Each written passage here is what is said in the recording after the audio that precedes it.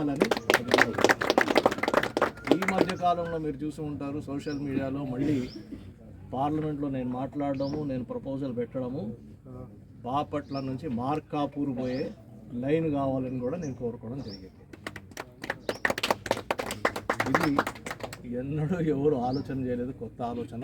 చూద్దాము, తప్పకుండా నేను పోరాడుతున్నా, అది తీసుకొస్తాను. అదేవిధంగా మళ్ళీ రైల్వే లైన్కి వచ్చేసరికి ఆర్ఓబీలు చరిత్రలో ఎప్పుడు రాలేదు. బ్రిటిష్ ప్రభుత్వం తర్వాత అప్పటి నుంచి ఇప్పటి వరకు మన కాన్స్టిట్యున్సీలో ఆర్ఓబీలు సరిగ్గా వేయలే. నేను వచ్చిన 6 నెలల లోపటే 5 ఆర్ఓబీలు మన పార్లమెంట్ కాన్స్టిట్యున్సీకి, ముఖ్యంగా వేమూరు నియోజకవర్గంలో తీసుకొచ్చాము. ఈ విధంగా ఒక్కొక్క ప్రాజెక్టు తీసుకొస్తున్నాము.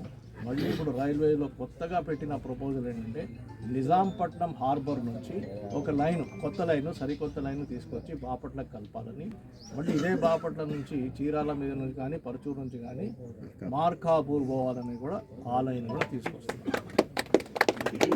ఇవన్నీ చూస్తూ ఉంటే కేవలం రైల్వేస్లోనే మనం 7,000 కోట్ల రూపాయల ప్రాజెక్ట్ ప్రపోజల్స్ పెట్టడము, ఇన్ ప్రిన్సిపల్ శాంక్షన్ అవ్వడము, అవన్నీ డిపిఆర్లు అవన్నీ వస్తూ ఉన్నాయి.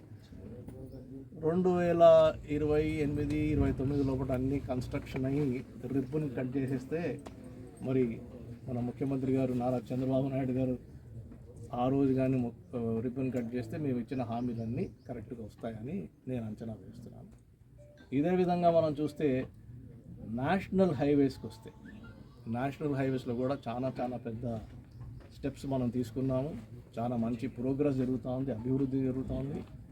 మనం మన బాపట్ల పార్లమెంట్ కాన్స్టిట్యున్సీ వికసించేలాగా మొత్తం ఆంధ్రప్రదేశ్ మ్యాప్లో కానివ్వండి, సౌత్ ఇండియాలో కానివ్వండి, అటు రైల్వేసు ఇటు హైవేసు రెండు పెడితే సడన్గా ఒకసారి ఒక పువ్వులాగా వికసించి మనం బాపట్ల మొత్తం మ్యాప్లో, ఇండియా మ్యాప్లో కనిపిస్తాం. నేషనల్ హైవేస్కి వచ్చేసరికి అసలు ఎక్కడ దేశంలో ఏ ప్రాంతంలో కూడా, ఏ రాష్ట్రంలో కూడా శాంక్షన్ కాలేదు.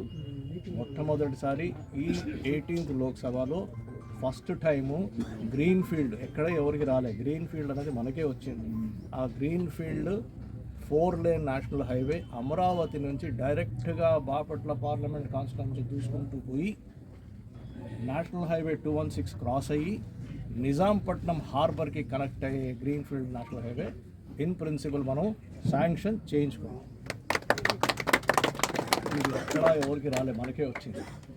అదేవిధంగా చూస్తే ఏదైతే నేషనల్ హైవే 216 ఉందో, ఈస్ట్ గోదావరి నుంచి కత్తిపూడి నుంచి ఏదైతే మచిలీపట్నం మీద నుంచి రేపల్లె, బాపట్ల, చీరాల, చిన్నగంజాము, ఒంగోలుకు పోయే నేషనల్ హైవే 216 ఏదైతే ఉందో అది ఇప్పుడు 2 లేన్ సిమెంట్ రోడ్. దాన్ని 4 లేన్ కావాలని నేను కోరాను. అది కూడా ఇన్ ప్రిన్సిపల్ శాంక్షన్ చేయడం జరిగింది. ఇప్పుడు డిపిఆర్ జరగబోతుంది. మన పార్లమెంట్ కాన్స్టిట్యూన్సీలో 130 కిలోమీటర్లు పొడవునున్న ఈ నేషనల్ హైవే 216 2 లేన్ నుంచి 4 లేన్ అవ్వబోతున్నాం.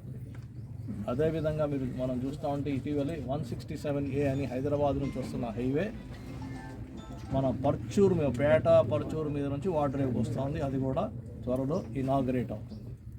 544D అనేది బెంగళూరు నుంచి ఏదైతే నేషనల్ హైవే గుంటూరుకి వస్తుందో అద్దంకి ప్రాంతంలో, అది కూడా 700 కోట్ల రూపాయల ప్రాజెక్ట్. సో ఇప్పుడు మనం గ్రీన్ ఫీల్డ్ నేషనల్ హైవే అయితే అమరావతి నుంచి నిజాంపట్నం అనేది 1600 crores అయితే, నేషనల్ హైవే 216 ఏదైతే 2 లేన్ 4 లేన్ అవుతుందో అది 2400 crores అయితే, 2400 కోట్ల రూపాయల ఇన్వెస్ట్మెంట్ అయితే అది. తర్వాత 167E అనేది 1200 crores, 544D అనేది 700 crores. ఇవన్నీ లెక్కెట్టుకుంటూ పోతూ ఉంటే మనము మన ప్రాజెక్టు ప్రపోజల్ పెట్టడము, ఇన్ ప్రిన్సిపల్ శాంక్షన్ అవ్వడము, కొన్ని ఇంకా ప్రపోజల్ స్టేజ్లో ఉన్నాయి, డిపిఆర్ స్టేజ్లో ఉన్నాయి. ఇవన్నీ ఏంటి మనం యాడ్ చేసుకుంటూ పోతే టూరిజం ప్రాజెక్ట్స్ కానివ్వండి, ఆ తర్వాత ఆక్వా ప్రాజెక్ట్స్ కానివ్వండి, ఇవన్నీ యాడ్ చేసుకుంటూ పోతూ ఉంటే 11,000 కోట్ల రూపాయల ఇన్వెస్ట్మెంట్తో కూడిన డెవలప్మెంట్ గురించి మనం కోరుకున్నాము. వేరే స్టేజెస్లో ఉంది. కొన్ని ఇన్ ప్రిన్సిపల్ శాంక్షన్ అయిపోయాయి, కొన్ని డిపిఆర్ స్టేజ్లో కూడా చేసాయి. సో మీ అందరి ఆశీస్సులతో బహుశా 2029 కల్లా ఈ 11,000 కోట్ల రూపాయలు ఇన్వెస్ట్మెంట్ అయిపోయి అవన్నీ మనం ఎంజాయ్ చేయాలని నేను ఆశిస్తున్నాను.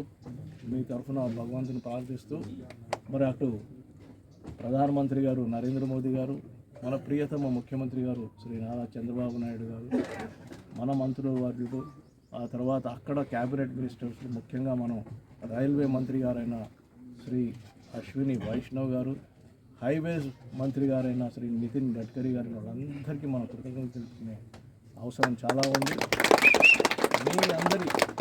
మీ అందరి ఆశీస్సులతోని, మీ సపోర్ట్తోని నేను ఎంత దూరమైనా పోగలను, ఎన్నైనా ప్రాజెక్టులు దిగాను. అన్నిటికంటే ముఖ్యం ఇవన్నీ పెద్ద ఎత్తున ఏదైతే ఇన్వెస్ట్మెంట్లు వస్తాయో, కేంద్ర ప్రభుత్వం నుంచి ఇన్వెస్ట్మెంట్ వస్తాయో అన్నీ బాగానే ఉన్నాయి.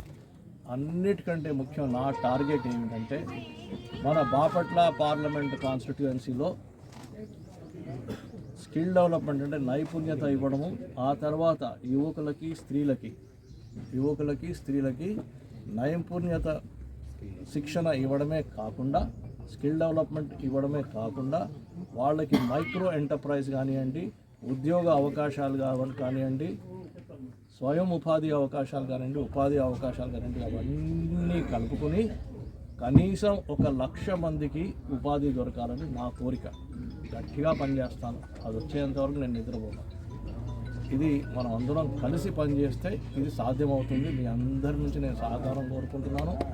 మీ పిల్లల్ని, ముఖ్యంగా సెల్ఫ్ హెల్ప్ గ్రూప్స్లో ఉన్న మహిళలు కానివ్వండి, అందరూ ఈ స్కిల్ డెవలప్మెంట్ నైపుణ్యత కార్యక్రమంలో, ఆ తర్వాత మైక్రో ఎంటర్ప్రైజెస్ చిన్న బిజినెస్ పెట్టే ఈ కార్యక్రమంలో తర్వాత పెద్ద స్కీములు వస్తాయి. ఆ అన్ని స్కీములు మీరు 2 చేతులతో తీసుకుని దాన్ని ఆహ్వానించి మీరు దాంట్లో పాల్గొని ప్రతి ఇంట ఒక ఆంటర్‌ప్రెన్యూర్ అవ్వాలని మన ముఖ్యమంత్రి గారు శ్రీ నారా చంద్రబాబు నాయుడు గారు ఏదైతే కోరిక ఉందో, మనము బాపట్ల పార్లమెంట్ కాన్స్టిట్యూన్సీలో తూచా తప్పకుండా అది చేసి చూపిస్తాము. అందరం కలిసి పనిచేస్తాం. అది మళ్ళీ ఇంకోసారి మీ అందరికీ, మీ కుటుంబ సభ్యులందరికీ, తెలుగుదేశం పార్టీ కార్యకర్తలకి, భారతీయ జనతా పార్టీ కార్యకర్తలకి, జనసేన పార్టీ కార్యకర్తలకి అందరికీ 2026 సంవత్సరంలో నూతన సంవత్సర శుభాకాంక్షలు తెలుపుకుంటూ అందరికీ థ్యాంక్స్ చెప్తున్నాను. కానీ అందరికీ శ్రీ తెన్నేటి కృష్ణప్రసాద్ గారు పార్లమెంటు సభ్యుల కుటుంబం తరపున మీ అందరికీ మా నూతన సంవత్సర శుభాకాంక్షలు. అలానే మీ అందరూ ఆశించిన విధంగా ఇలాంటి ఎంపీ ఉంటే మాకు ఇంత మంచి డెవలప్మెంట్ జరిగిందా అని కృష్ణప్రసాద్ గారిని ఎప్పటికీ గుర్తుంచుకునే విధంగా కష్టపడి ప్రాజెక్టులు తేవటానికి చాలా ప్రయత్నం చేస్తున్నారు. ఆల్రెడీ చాలా వచ్చేసి ఉన్నాయి. తప్పనిసరిగా ఈ రాబోయే 2029 లోపల మన బాపట్ల పార్లమెంటు కాన్స్టిట్యున్సీ ఒక గోవా లాగా మొత్తం బీచ్ ఏవైతే ఉందో మనకు బాపట్ల టు చీరాల అది కానివ్వండి, తర్వాత ఏదైతే మనం ఎంప్లాయ్మెంట్ అని అనుకుంటున్నామో యూత్కి, మరీ ముఖ్యంగా యూత్కి ఉద్యోగ అవకాశాలు లేవని మనం 24లో రియలైజ్ అయ్యాము. ఆ విధంగా వారందరికీ ఉద్యోగాలు ఇచ్చే విధంగా కృష్ణప్రసాద్ గారు కష్టపడతా ఉన్నారు. మీ అందరి ప్రార్థనలలో, మీ అందరి ఆశీస్సులతో ఆయన ఈ ఎంప్లాయ్మెంట్ ప్రాబ్లము, డెవలప్మెంట్